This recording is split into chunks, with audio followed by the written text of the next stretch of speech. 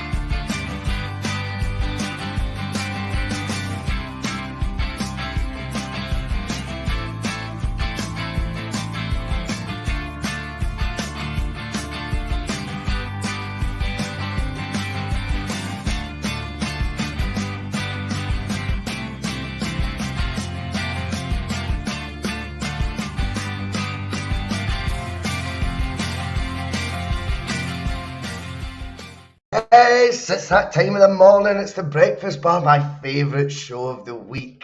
Johnny Logue joins me, always chuffing in the morning. Yeah, I'm always chuffed. I think you're telling some lies there, Boycie. I don't think it's your favourite show of the week at all. I like it once I get going. Yeah, you're just unfortunately you didn't get going last week, did you? But never mind.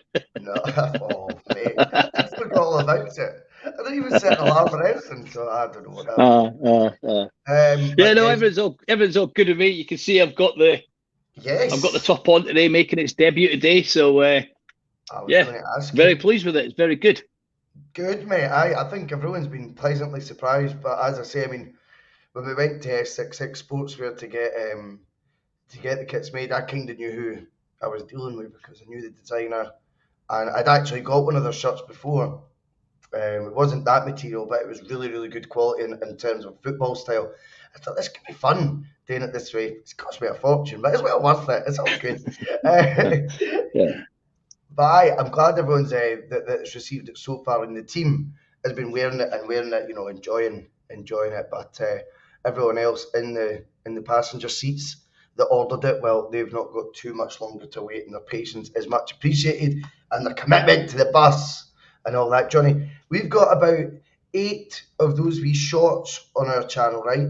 See if you take them away, I think today could be show number 400. Really? Yeah, it's a lot of shows. A lot of shows in what? 14 months? Aye, 14, 15 months. Fucking 400, man. Mad. We've all got jobs. A bunch of boys. Yeah, I was just going to say that, considering we all fit around a job. So yeah, excellent stuff. Well done. I know. Well done everyone else, and well done everyone, the viewers, for sticking with us that many hours of their life listening to us. It is appreciated. And congratulations on your new job as well, Johnny, by the way. So well done on that, mate. Oh, yeah, cheers for that. Cheers. No going to keep me busy, I think. Oh, I think so, mate. I think so, definitely. Right, let's get stuck into all that good stuff. Like, subscribe, share, slag my hair. You know the drill. If you want to become a Bhoycie Bus member, like Les Watts, like Danny O'Malley, like Monty, like Martin Kay, like Joe Brown, Gary Brown, Jim Dolan, they're everywhere. Then it is a completely optional $1.99 a month. Nobody is, expecting you to do it. It's just a complete off the cap if you're in a position you want to support the channel. If not, all the content will remain free. And why not? Next time you watch the bus, watch it with a pie in your hand. Go to piesports.com. Use the code BUS1888. I had a wee tweet from Ian Ramsey yesterday saying his delivery had arrived. He was raving about the Donner Donies. So that was funny. He tagged Pie Sports and all that in it as well, Johnny. It was good banter. Right. The Donner ones are definitely the best. They are absolutely phenomenal. The only way to describe them. Genius. I've got a chicken one lined up for my dinner this afternoon. Oh, nice. Good shout.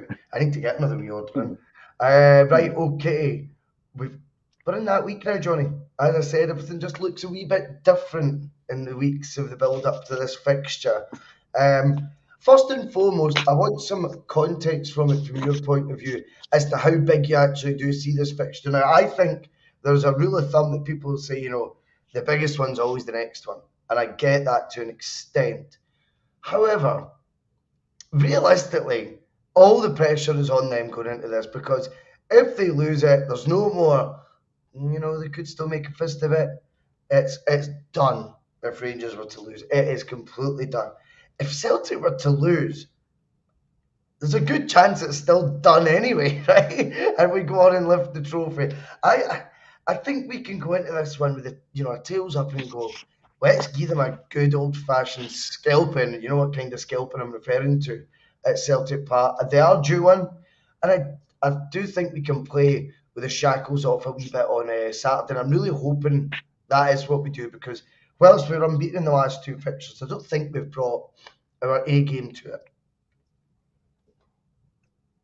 No. I think you're right. There's no pressure on us. The only pressure that's on us is the pressure that we put on ourselves. It's very similar to last year, if you remember, when they needed the win and a draw. It wasn't what you would call a clincher for us, but it made things that little bit more comfortable purely because that game was out of the way. And we drew one each. In the end, it was after we scored early, but Rangers got us back. I actually watched that game up with David. But although we didn't win that game, it was a hurdle that was out the way, which didn't inflict any harm on us. We never made any ground. We never lost any ground. And I think this time it's probably even less this time because we've got the 9-point gap. So even if they were to cut it down to 7 or, God forbid, 6, which I don't think that's going to happen, to be fair, we're still going to have too much in reserve with only, as they keep telling us, we'll only have them to play once more. So they're not going to have that opportunity because we're not going to lose other games. I don't see us losing to any other team in the league at the minute. Although we've probably not been playing the free-flowing football that we did earlier on in the season. Heard you talking about it a little bit with Steve-O in that respect. Yeah, we're playing well enough, we're winning games, but we're not blowing them out of the water the way we were, such as the 9-0, 5 and 6-0s that we were getting early doors. But we've got more than enough in the tank. The pressure is all on Rangers, and it'll be interesting to see just how much they collapse on Saturday, if indeed they do collapse. Yeah, I agree. I mean, I also think, I can see a lot of the comments, we've still got to go and go for the throat and all that. I think we will. I think Celtic will be in a place where this should be a day of one of those fixtures this weekend, Johnny, should be one that we can look back on as the fun derby of the season. Remember when we were toying with them, when we went 12 clear? The summer's just arrived, and I do think that will play, the optics of it all, of Celtics, under a wee bit of sun, and before you know it, all we have to do is get that early goal. It goes on to be a 3 or a 4, and it's the fixture, that's the game or the result. We'll look back on and go, that was a fun one, that, because we effectively won the league that day. All in without name. Do you know what I mean? Without actually being named champions, and we will actually put in. And we could. There's no reason for us not to be able to put in the display. The squad's pretty much fully fit. I know we were talking about Tatty last night. But see, once me and Jonathan kind of went through the various options, if that were to be the case, you kind of do relax a wee bit again, you know. I just think Celtic have got to approach this game and relish it, and remember that, you know, whatever we're feeling pressure-wise, they're 10 times going to be feeling that. Do you know what I mean? So go out and enjoy yourself. Play the football the way you want to. Now, obviously, we had a wee bit of fun as well last night talking about how the momentum shifts from the narratives that you'll read in the media this week will be interesting. You know, I think there'll be a lot of positive spin about what looks very interesting ongoings at Ibrox, with late accounts, with chairman's departing, with 2 million confetti shares raised. Celtic have a brilliant manager in situ, and they'll link him to the 2 vacancies in the EPL, I'm sure, this week. There'll at least be 1 or 2 players linked with the exit door as well. I've got no doubt about that. They'll ramp up how big Hatate, if he is injured, will be. I think Charlie Nicholas was wheeled out again yesterday to say he has sources that tell him Hatate won't make the game at the weekend. Well, who's his sources these days? I don't know. Maybe he is telling the truth. I doubt it. You just can't help but feel they will try everything they possibly can to put us going into this game somehow as in the negative light, and somehow, despite facts that are ongoing at the other mob, somehow the picture will be painted to be a positive one for them. We're well versed in that though, Johnny, aren't we? We're not going to go in and we're not going to read too much into that crap. We're going to go into it and say, that's absolutely fine. Have as many wee wins as you want, but when it comes to 12 o'clock Saturday and that whistle goes, you can't run, you can't hide anymore. No, there's no hiding place for them. The Scottish press are more than well versed in managing somehow to put positive spins on negative aspects across the city, and doing it vice versa for our side of the city. You're right, you know, we kind of wince every time we hear of a managerial sacking down in the Premiership, because we just know what's coming. You know, we know Angie's going to be connected to this job and that job. We're getting players connected to the likes of Newcastle United and whatnot. I think I read somewhere O'Reilly blaming his dip in form to a tenuous connection, I suppose, to Newcastle United, which has affected him. Well, you know, if that's the case, it shouldn't be affecting him anyway. He should be too good for that. But it's just these stories are start to bubble out again, just in the build-up to the game on Saturday, yeah. But I tend to just ignore them all nowadays. Oh, I've seen it all before, for the last 50 years. Exactly, Johnny. Exactly. Just giving the age away there as well. I love it, mate. I can add a few more to that, I tell you. One of the interesting things with the fixture is, and I think we go into the match, we'll probably be marginal favourites, such as the amount of victories they've actually picked up in the league since Beale took over. And I think there's two sort of ways to look at their run of form, not that particularly wanting to do that, but because we're playing them this weekend, I mean, they have won all their games under Beale. I don't know how many that is. Is that maybe about 12 league games, something like that? And they've drawn one. I think it's 14. I think it's 14 games or something, isn't it? Okay, I think. Fair enough. No, that could be right. And they drew the must win with us. But I mean, that would give them a right to maybe have a wee bit more confidence than normal. But notwithstanding that, you've got to also look at the fact that they've not closed the gap at the top. Whatever form they've been in, we've done better because we've extended the goal difference. And we've won the exact same number of games since Beale came in. And our draw with them was away from home in a game we didn't need to win. So I think when you look at it there still seems to be that we're ahead, and that must be quite deflating at times as well. But one of the reasons they got a couple of goals in the last fixture, I think you said off air a really good term, a thorn in our side of late, I think one of the biggest threats, if we're going to give them any sort of kudos, would be Fashion Sakala. Now, Sakala's got pace. He seems to be able to get in behind, and our defenders at times haven't liked, having to turn and try and catch him up. He's scored in the fixture. He scored at Celtic Park. I was there. I think with Sakala, the interesting thing would be if Greg Taylor isn't fit, and my hunch is he's been carrying something a wee bit longer than we knew, and I think he is maybe toiling for the weekend. But Bernabei would be a player to come in that I think would worry the fan base. But at least he's given himself the best opportunity possible, Johnny, by scoring that, as Phil would call it, thunder bastard of a goal at the weekend. And it was an absolute peach of a strike. That's got to give him his confidence a boost. It would give anyone's confidence a boost going into it. He scored that at the right time in terms of the actual match itself, because it needed the second goal to seal the win. And he also has done it from a personal point of view at the right time, if he were to be called upon this weekend. I mean, in terms of your viewpoint on it, Johnny, firstly, do you think Sakala is maybe one of their biggest threats? I'm not saying he's a world beater by any stretch, but if he is one of their biggest threats, are you feeling okay about it being Mr. Alexandro Bernabei left to deal with him? No. If I'm being honest, I think I would have preferred to see Bernabei coming on Saturday or Sunday, whatever day it was, on Sunday, and putting in although you wouldn't want it because it's Ross County, but putting in a good defensive performance rather than hitting a thunder bastard, as Phil would say.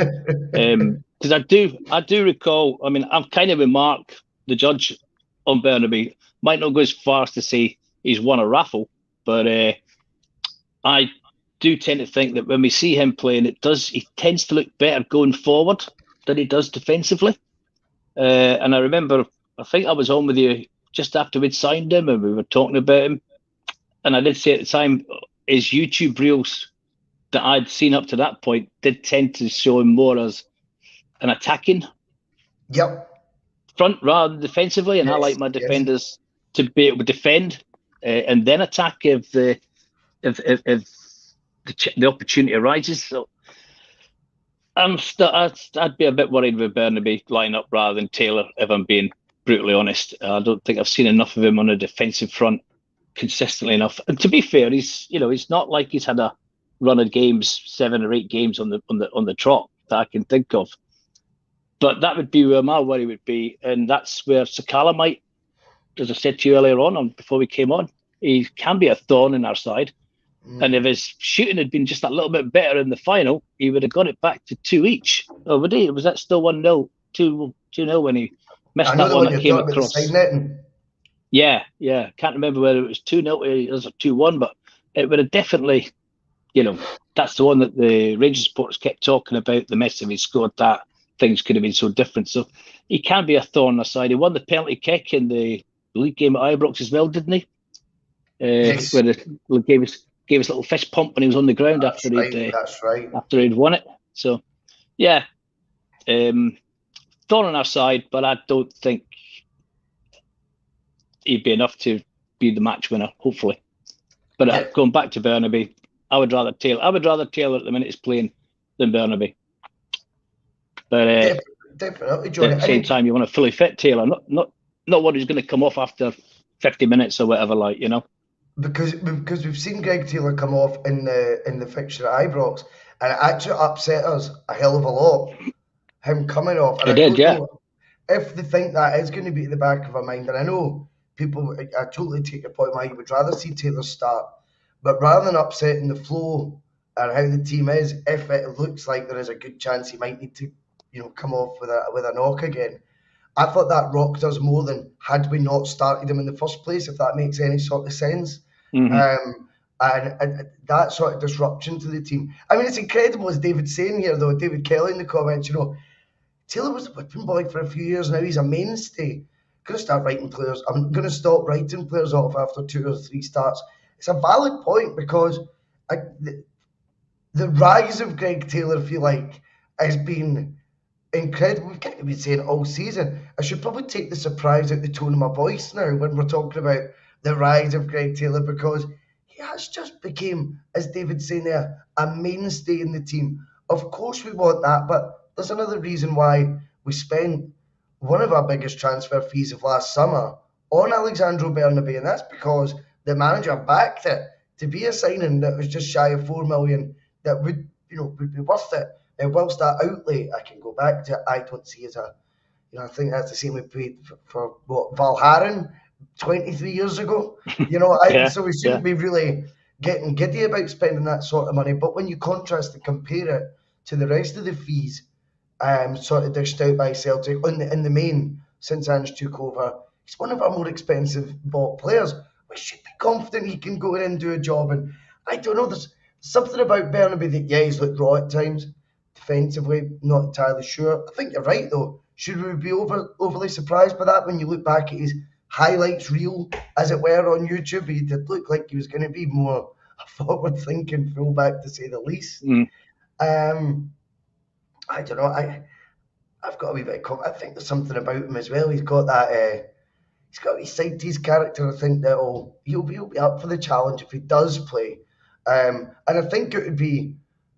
I think we'd now be at a stage where he's been at the club for what, 10 months, 10 months.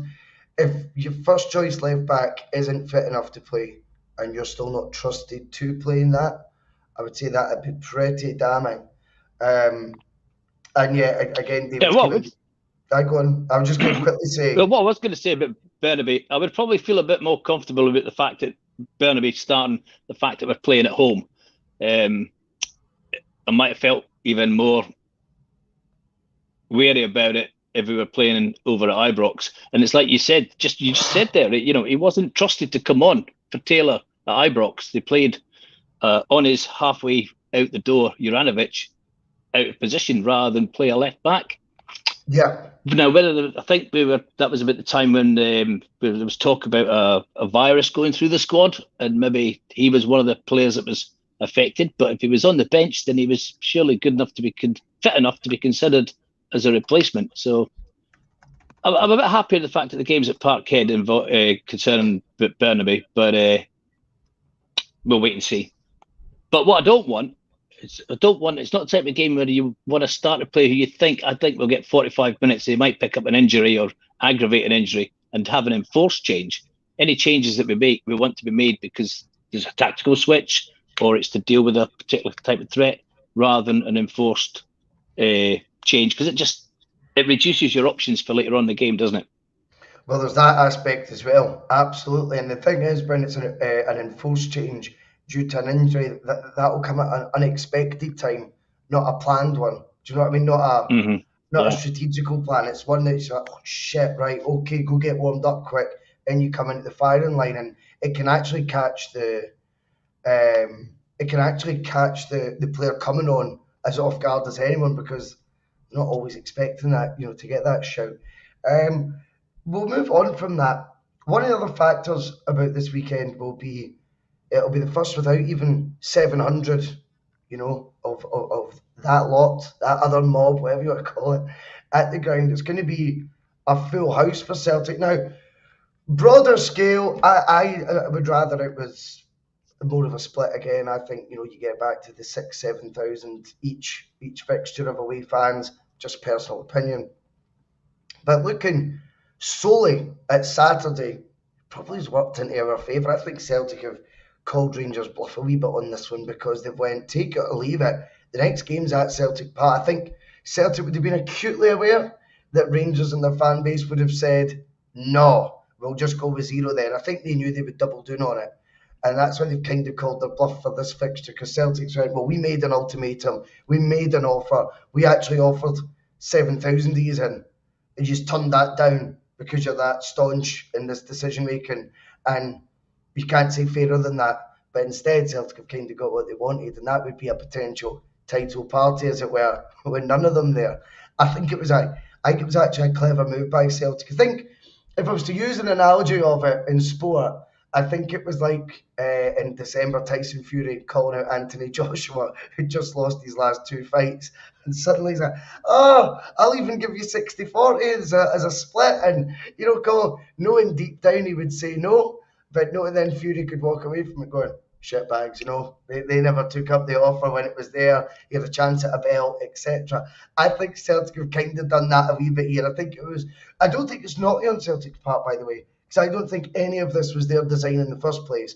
And I think finally it was about time we had a bit of fun with a situation that seemed to be completely all Rangers' way. Do you know what I mean? We only reacted to this cutting the fan allocation in the first place. And inevitably, we were going to, at some point, make our move to go, let's get it back to what it was, common sense prevail. I think Celtic did it, though, at a moment where they knew Rangers were backed into a corner. Albeit, coming to Celtic Park for a game of such magnitude, with 6,000-7,000 of their fans, I'm sure would only have helped their cause. But they're that in deep with all this shite that they just couldn't bring themselves to do it, because that would mean then potentially winning the league, or, you know, would it be Coronation Weekend, things like that, with 7,000 of our fans there. It was never going to fly. But it means our conscience is clear on it. We've made the offer. You guys turned it down. Don't cry about it now when you see 60,000 Celtic fans having a proper party this weekend if the result goes the way we want it to. I think it was a case of the board actually being very clever, and, you know, it was one of these, I'm not going to ask a question that I don't know the answer to. And they knew the answer to that question before they asked it.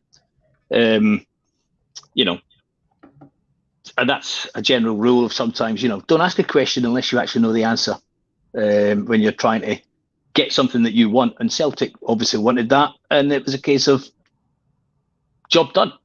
But because this all started when, what makes me wonder is this all started because Rangers said they wanted the season, sell more season tickets, which is fair enough. Any club wants to sell more season tickets. But then they said they also wanted those season ticket holders to have access to, obviously, the Rangers Celtic games at Ibrox. But what do these season ticket holders do when they've got to give an allocation for European games? They miss out on Europe? Totally right. They must. They must. They must be, because you can't have two sets of fans in the same seat, can you? So that's it, yeah. David. Hey, Johnny, sorry, that's it, exactly, mate. I mean, I think when it comes down to it, from a tiny prism, there was just a bit of them getting sick of seeing images of Lee Griffith's time, post Scott Brown wearing sunglasses, Lustig skinning 5 players, and Kirtland running the far corner. All just got a bit much for them. But I wonder if when you look back at that, there's such small-mindedness.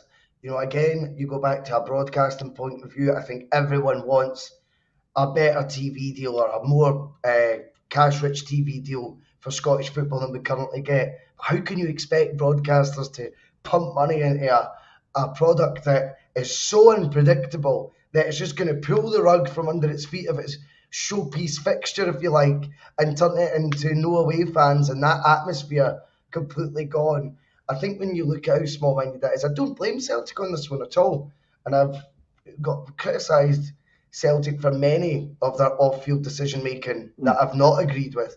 You know, you need to look at the Bernard Higgins thing last year and the uproar that was causing with fans who are absolutely, you know, bullied by these people, and, you know, their lives affected by these sort of people. We were going to welcome them into our club. So stuff like that you need to call out. But I think in this instance, from the fixture point of view, Celtic followed suit, which, if you've got any self-respect, you've got to do that. You're not going to have 7,000 of them in our ground whilst we're only allowed 600. That would just be utterly madness, right? It's just ridiculous. Of course we couldn't do that. But we also then had the decency to put in the offer to go, look, let's get it back to what it was. It's been a couple of years now. Let common sense prevail. I think the timing of it was obviously a wee bit funny, but notwithstanding that, I still think if this is such a must-win for Rangers at the weekend, then it would have benefited them to have had extra fans in there. But obviously, the way they've packaged this all to their supporters now, I don't think there's any going back for them. It's a pity. No, there's no going back. But there's another reason why they probably didn't want us to go along with it for this time, because even if this weekend is not a title decider, there's always the chance that the next time we go to Ibrox would be a title decider. And if it wasn't a title decider, then we'd have maybe already had the title in the bag, and we'd be just going along there for a party anyway with 7,000 supporters. And there's no way they wanted that. No, that's true. But so I think there's a chance that because it'll be I reckon we'll play them first, maybe second game after the split. I think they'll have a look at it and see what the league position is, and the league will try and work it out that we don't have a title party at Ibrox. But there was no way they were going to risk 7,000 Celtic supporters in there to have a party regardless. Well, it's interesting. I mean, you just think for a fixture that had went on that long before that these things can happen, and you've kind of just got to get on with it. But anyway, it's not a big deal. Yeah. I have to say, I think from our point of view, it actually plays into our hands having the full house, and I think it's one of the guys' names, Street something. I'll say in the comments. You know, way before the watershed, mate. He's saying the atmosphere isn't gone. The time when they had no fans, it was actually the best ever at Celtic Park, and I bow to that a wee bit. I think that's absolutely fair comment, and I think that's what we'll be looking for again, a similar sort of vibe this weekend. As I say, you reap what you sow sometimes, and I think they might be doing that this weekend, Johnny, if I'm totally honest. I think that's their players are going into a cauldron. I mean, think about it from a player's point of view. They must want to have at least some sort of chink of light in the stands, you know what I mean, backing them at the till. I think all players benefit from that. So whatever they're missing, from our point of view, we are getting the best and the absolute maximum backing we can to go and put them to the sword this weekend, and that works in our favour. So fuck them. Yeah, was the game last February, the 3-0 game last February, was that not just Celtic supporters there as well? Was that not just the ones? I don't think there was any Rangers supporters at that game, was there? That was the midweek game. The last February when Hatate scored 2 and set up 1, the 3-0. That was the one that was 0, I'm sure. Aye. Yeah, I'm sure it was. And that worked out. We'll settle for the same again on Saturday. It's just interesting how it's all played out now. But at the end of the day, it's all their daft wee games, all their daft pandering to their fans, all their daft staunchness that's led to it, and he'll mend them. So that's not a problem at all. Steve-O's in the chat. Don't worry, Steve-O. I suspected that might be the case. It's all good, mate. Happy birthday to you, pal. Yellow card. No yellow card at all. I said to Johnny, I went, there's no point really in waiting because he was in a hot tub drinking pints last night at 10:30. So I thought that. Steve-O, you're all good, mate. No yellow card dished out. It's your birthday. You're allowed to enjoy your birthday. That's what it's all about. And hopefully we'll be enjoying this weekend, because the fixture then, we've now got a team. This is the interesting thing, that we're nearly 2 seasons down under Ange. It's got its own identity now, Johnny. Most of the players in there have either been vastly improved by Postecoglou and then therefore by default, like Greg Taylor, for example. I class him a kind of Postecoglou player now, because I didn't see this sort of form that he's shown until Ange came in the building. Then there's a lot of the other players. Obviously, Ange had to do that massive overhaul. And he brought in so many players in his mould. So now we've got about how many fixtures has Ange played? I'm trying to add up the cups as well. It's been maybe his 10th derby, will it be? Something like that. It has to be, yeah. Second season, well, 5 last year, wasn't it? Yep. 4 league games, Scottish semi-final, Cup, Scottish Cup. Yep, 5. And didn't play them in the League Cup, did we? Don't think so. I can't remember. No, I don't think so. So something like that. Anyway, and we've had 2. The reason I'm saying the point is we've now got enough evidence there to sort of know who our main threats in this fixture are, right? Who's the guys that have stepped up and loved it in Postecoglou's reign? One of the boys I think that's undeniably been synonymous in the fixture and a lot of success that we've had in it since Ange came in is Abada. Abada is a player I think not everyone is bothered whether he starts these games or not. I think as an impact sub, he's been devastating at times as well.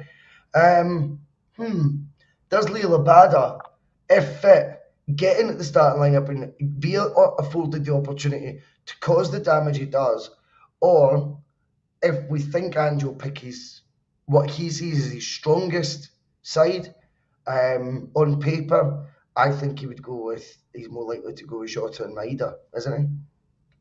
I would say so, yeah. I would definitely say so. On the assumption that everybody is fully fit,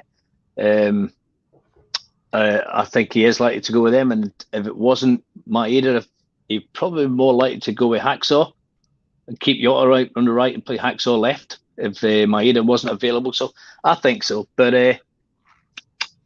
I think I like Abada, but he's not what you would. He's not your traditional tricky winger, is he? No, he's an impulsive So player. he does like to ghost in and score a goal from the Yes. back. Yeah, the ghost. Yeah, that's what we should call him. Yeah, he just sort of.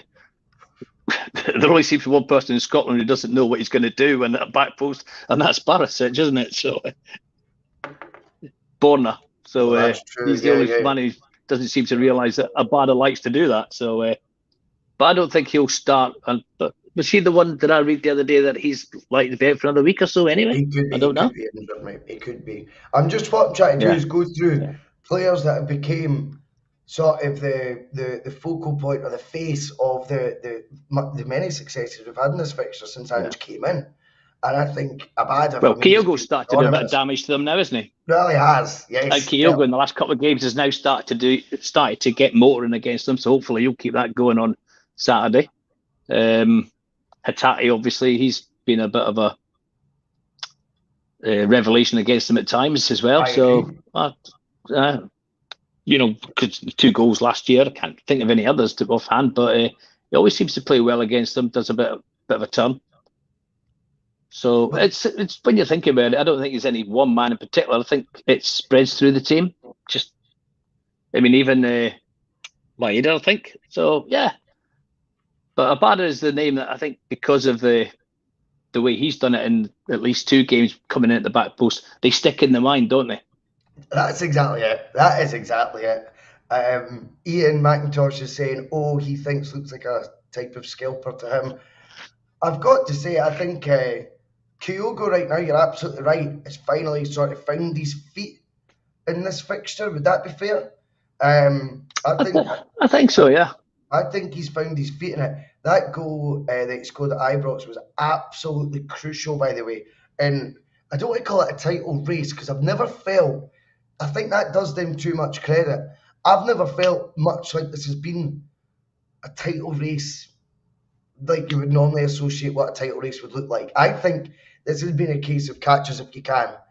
But that was an opportunity for them to claw that gap back and make it look optics-wise like it potentially had enough room in it left to be a title race eventually. Now, that goal by Kyogo was massive. Then it came to the final and, you know, cometh the hour, cometh the man. And the talisman that Kyogo's been for Ange, the reason Ange, you know, and Kyogo could show up with one leg on Saturday and he would still get the start. Do you know what I mean? I think that's his boy. Now he's arriving in that fixture. He's got to be one of these guys now that the Rangers players will be looking at and thinking, shit, how do you deal with him? Because right now, it's not been moments of brilliance by Kyogo. These goals have all been from cutbacks. They've been stereotypical training ground goals that Celtic have been scoring against Rangers. You know, that was beautiful inside passes. Someone's made an overlap and run to the byline. The cutback and Kyogo's right place, right time. And of course, he's got to finish them. We've not actually seen one of Kyogo's other sorts of moments of brilliance, which he's capable of. I always think of, it was in the 9-0 game at Tannadice that you brought up earlier. He scored that colour outside the box, top bins. And then you look back at last season's League Cup final, which seems years ago now, and that lob. And even his first goal, where he just hit it really early, caught everyone unaware. He's got all that in his locker as well. You know, they'll be looking at him and going, this guy in his peak form we've got his Celtic. And again, I speak about fees Ange has paid.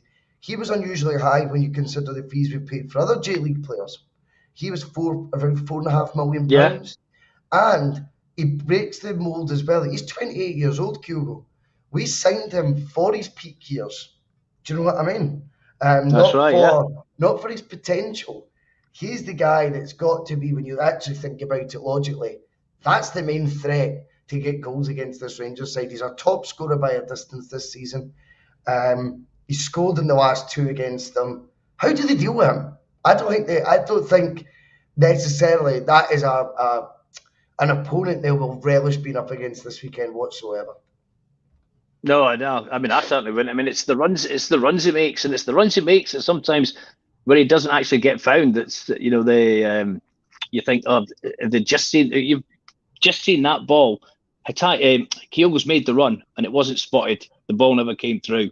so much damage could have been done then. But more often than not, they get it right with him, and his movement, his movement is just phenomenal. 1 minute he's there, the next minute he's gone, next second he's gone. So very, very difficult to try and keep a man away. Let's face it, 28 goals he's on this season now? Yep. So, yeah, that's exactly it. He creates so much confusion in the box with his movement, and he can create the chances for others. So I think he could be the potential match winner on Saturday. And like you say, I'd like to see him score one of his beauties rather than, although we say tap-ins, them tap-ins, they're not accidents. They were well-worked moves. I'm not sure what Steve was up to today, but that's far too much information, Steve. Well, I think that'll be a typo for him. But enjoy your birthday, pal. If that's what you're getting up to, absolutely, mate. I hope you bone back as well, mate. He's got his day roadmapped out already. Yeah. Brilliant, Steve. I think that's meant to be a bounce back, I think, but I'm only teasing. It's amazing what a hangover can do to you. It's amazing what a hangover can do to you. We've all been there. But yeah, I mean, Kyogo's one of the main threats, of course, that we've got, but we've got them all over the park. And the one thing as well that you look at with this fixture is you need that bit of character, that bit of steel, which we're getting for the likes of Johnston, Cameron Carter-Vickers, Starfelt. 3 out the back 4 now are all pretty physical in this team. And I think that's maybe went under the radar. You then look at the amount of minutes that were given to and it's not token minutes that were maybe winding us up with when it was chaos. I don't know if you remember, we were like, yeah, he's making appearances, but the time he's getting to make an impact, he's maybe, and I think he was trying a wee bit too hard as well when he was coming on. Brings that physicality as well. Do you think the physical aspect of this fixture, Johnny, though, plays as big a part as years gone by? Remember, it used to be a lot of the part would be, got to win your battles, lay a marker early. As football as a whole moved away from that, and now maybe even in this fixture, it's catching up with the modern day. It's now about what you can do with the ball. That's what we're going to be really focused on. Because before, you need to remember in the really, really decent days in the early 2000s where, okay, one of their teams were doped. I get all that. I'm not going down that road. I'm just looking at the players on the park. You look at the quality ball players, Henriks, Petrovs, do you know what I mean? Alan Thompsons of the world. These guys could play. Paul Lambert. These guys could proper play football. And they were up against Ronald De Boers, Artetas, Barry Fergusons. Yeah. These guys could all play football as well. And yet then the narrative was very much about that physical aspect, Johnny. I think the fixtures moved a wee bit away from that now. But notwithstanding that, interestingly enough, we've signed a couple of guys with that more physical profile in January alone. But I do feel like when it comes to this fixture, we don't tend to focus on that bit as much as years gone by, do we? No, those players that you mentioned, such as Thompson, Sutton, Larsson. I mean, Larsson wasn't very big, but he could still put himself about when he wanted to, and so could every single one of them players. They were all brilliant footballers, unfortunately, including the ones that wear the blue that you spoke about earlier on. But they were all more than capable of looking after themselves and standing up for themselves and each other. I think footballers nowadays, maybe not quite so much overall, so they've kind of drifted away from the blood and thunder sort of stuff. You get the occasional one, like say when Lundstrom took out Kyogo in the first minute to start the season, game the 4-0 one with the elbow. You spoke about it. I said at the time, he went in with that elbow pinpoint. He knew where he was putting it. Yeah, but he's not a real hard man, though. He's not a real hard man at the end of the day, is he? So yeah, it probably has gone away a bit more from that blood and thunder and snot and blood that we used to get. Certainly in some of the games I attended back in the day. Les seems to think, though, it has only moved on for us, Johnny. He seems to think that the refs still need to get a grip, and that he's not convinced Rangers have quite moved on from the as you describe it cleverly there. I like that term, the blood and thunder nature of it that You know, that staunch factor, they're still bringing that to the fixture. God, you know, good on you. But they probably are, but I don't think they are doing it to the same extent as they used to do it, because I just don't think they've got people that have got that makeup in them, to be honest with you. They might think they are, but they're not. I mean, we always quite often say, I'll compare him to a player from 20 years ago who'd never have lain down like that, you know, or you know, a proper hard manager like a Souness, for example. So, yeah, still on there. Yeah, like so Graham Souness, for example, who I always remember his first game at Celtic Park when he took out, was it George McCluskey? I mean, for all we say about Souness, he was hard. He knew what he was doing. And we all hated him because of it. Yeah. I mean, these battles that you used to talk about all over the park, and, you know, you would look at a head-to-head in terms of individuals, Johnny. Don't worry, it's all good. You used to look at battles with between individuals and stuff. Do you know what I mean? And what were going to be the key areas? I think what Celtic bring now as well, Johnny, is so much flexibility in their approach when they've got the ball. You've got guys popping up everywhere. You've got the wingers interchanging. I don't see any of these sort of head-to-head duels as much as what you used to as well. I mean, I think that used to be one of the, you know, if you're writing a newspaper article, I think that would always be a feature, would be the head-to-head battles. I don't see as many of them now, such as the nature of how Celtic play. I mean, for example, where Hatate to be playing, he pops up all over the park, in every single area of the park, whether that be in our own half or the opposite half. Jota will be on the left wing for 10 minutes, then he'll be on the right. Do you know what I mean? The five sub rule that Celtic are deploying that much leads to completely different players playing in said positions anyway, midway through the game. So I don't see as much now of these sort of key head-to-head battles as much. Is there any you can think of in your mind right now that we would need to be wary of or looking forward to seeing, or do you agree that such as the sort of fluidity of the Celtic team, we might not actually, you know, are those days gone? Yeah. And maybe as well? Well, they might have done. I mean, because there was actually, when you talk about the fluidity there, we actually mentioned it last week on the bus when I was on with Phil. Alistair Johnson, I mean, meant to be right back. He quite often pops up over in the central positions or over on the left as well. And Greg Taylor, he's another one who moves in. You know, it's not like back in the day when I used to watch Danny McGree. The inverted winger role. Fullback, sorry. That used to make me shit myself at the beginning. What do I know? Yeah, but that's why Greg Taylor's come on, because Greg Taylor was one of the first ones to really buy into this new system that Ange wanted them to play. I mean, he just seemed to naturally go into it. But like I said, back in the day, you would have a winger against fullback, and you knew whoever won that battle was going to have a big say in the game. Like, but and unfortunately, Anton Rogan used to lose it more often than win it. Which, because I had to suffer through quite a few of them games back in the day, but not we don't have those one-to-one battles the same ways we used to have. I mean, even with likes of Kyogo, meant to be centre forward all over the place. Totally. And I don't mean that in a bad way. No, I agree with you, Johnny. I think it's a credit to this Celtic team that when you look at key one-on-one battles, I think realistically we've got players that, as I say, they pop up everywhere. The fluidity of Ange's team, the way we play football has been a joy to watch for several reasons. I think one of them is the fact we've got that unpredictability. Players are given a license, whilst it's a very well-drilled rule they're given. One of the rules of thumb, I think, in the team is you've got to express yourself when you've got the ball. You've got to be brave on the ball, and you've got to take up positions whilst Celtic's got the ball, not necessarily at your feet, but whilst Celtic's got the ball, you've got to be aggressive in the positions that you're taking up, such as you rightfully say, when you see it being Johnston or Taylor cutting inside and popping up. I think that's a credit to how we play, and I think a nightmare for the opposition.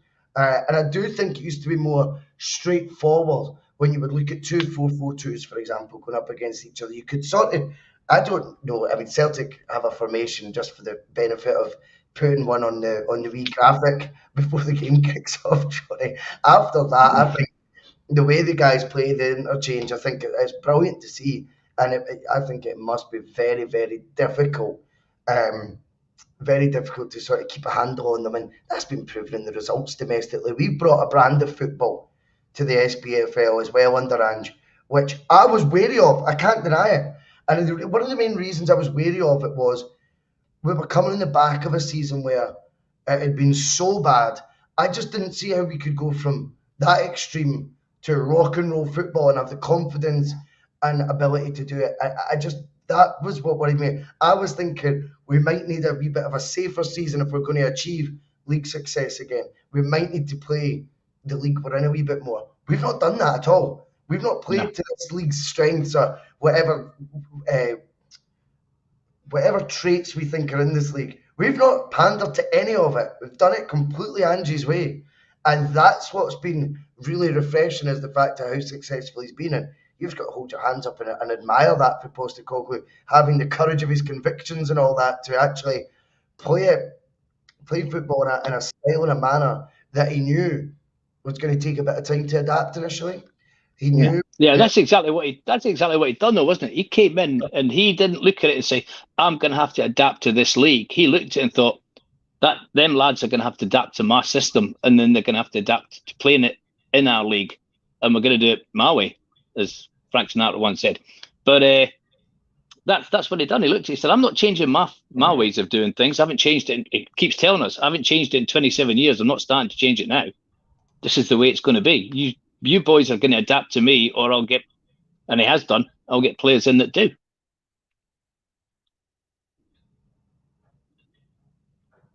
I agree with you. I agree wholeheartedly with that. I think as well, Johnny, I was going to say, when it comes to this sort of the approach that Celtic's got, I don't think there's anything wrong with reflecting on it and going, well, look how we actually play football right now. Rewind 20 months, and if you told me it'd be this good by now, I'd call you a liar. And I would say that's ambitious, to say the least. The other thing is, with this league, we should be beating them. I sent an interesting stat, which I'm going to wee bit off topic now, but games and Hearts in the league this year, yeah, they were in disarray only a month or two ago. The other teams haven't really been able to be remotely compelling in terms of bringing competition to the party this season. That's not a slight on Celtic. We can only beat what's in front of us. If there was to be a domestic yardstick, rightly or wrongly, it's got to be judged in these games, sadly. And I think in other years you could say winning at Tynecastle would be massive. I think they've been a pretty poor version of a third-place team in the league this year. That's just my take on it. I think you're as well-versed as anyone, Johnny, to comment on the quality of the top flight. And I do feel this year, whilst not taking anything away from Celtic, because the run of results is absolutely brilliant. Some of the wins as well, we've not just been scraping by. I know of late it's been 2-0s and stuff, but some of the results this season, as you rightfully touched on at the top of the show, have been emphatic in how much we've dominated them. But I think if there was to be any sort of domestic yardstick, and bear in mind, we also went out of Europe before Christmas, so the only sort of fixtures you've got against a team showing any sort of signs of quality is, whether we like it or not, against the mob we play this weekend. So it's important to make sure we are road mapping what improvements we think we're seeing in the team with victories in this fixture. Victories in this fixture. Yeah.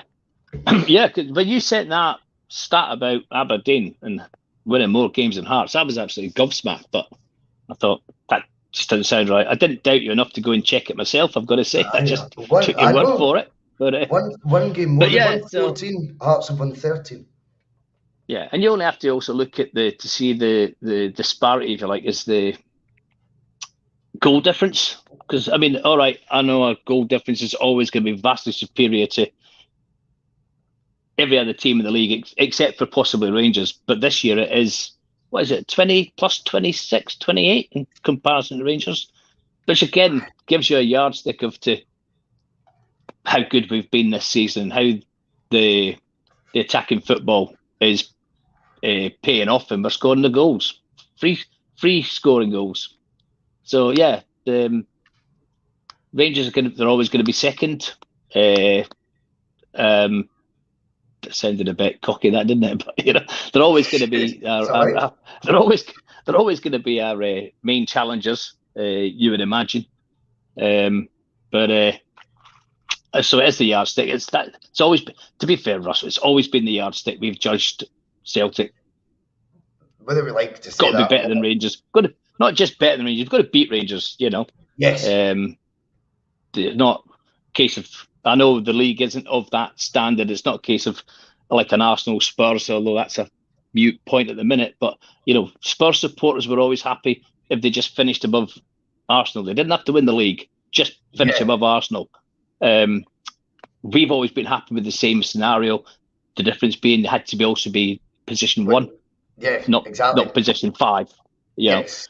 So long as they finished in any position that was below us, we were happy. So long as we had number 1 alongside our name. Definitely. And that's always been that way, mate. Always been that way. I agree with you, Johnny. I agree. And I've got one of those opinions where I just feel like right now, when you've got 6 months and no European football, which is what we've just kind of spent, by come the end of the season, it'll have been 6 months since we last played in Europe. You've got to have fixtures along the way, particularly when the rest of the league's so low and so poor in quality. You've got to look at these ones as the ones to go, well, did we win the big ones against your nearest rivals? And they are our nearest rivals, no getting away from it. Did you win those games at least throughout it, which proves there is still the signs of progress that we need to make? Because without European football, it is harder for a team to develop when you're playing against a lot of sides that I think have been pretty shit this year, for want of a better word. I think the standards have not been where it was. So yeah, it's going to be really important, and that's why the importance of Europe, I'll keep drumming home, because I think if we'd had post-Christmas European fixtures, whether that be in a UEFA Cup or like last year in a Conference League, I think you're wanting a couple of rounds in that. It keeps the team evolving all the time at a quicker rate than what you can playing against these teams. But undeniably, I still do think we are a better side than we were even in the Champions League group campaign. So I'm completely contradicting myself, but let's rubber stamp it with victories along the way against that other mob, as they like to call it. That's us just after 9:30. It's been a good wee morning show. The Celtic Rangers hype is very much on the bus now this week. We will be back tomorrow night with the TNF. I'm not quite sure who's hosting it. I might need to try and work out a way where I can do it, because I've not had a chance to work with Steve. I might actually try and see if I can speak to Steve later tonight, see if he wants to give it a wee go. But yes, we will be back tomorrow night for the TNF Bustalgia Friday with a deep dive into some of our bigger players in that fixture, which is always great fun, and we'll get plenty of views, I'm sure, as well for Phil and the boys.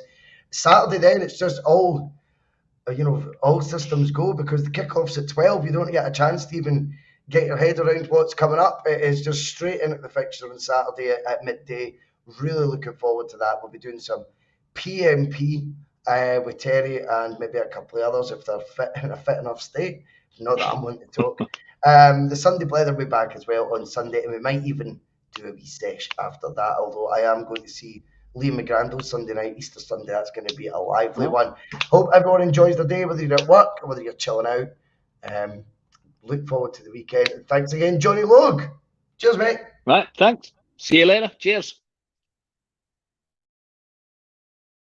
I mean, you've all that stuff at the start. They won't be playing Tina Turner on the coach on the way home, will they?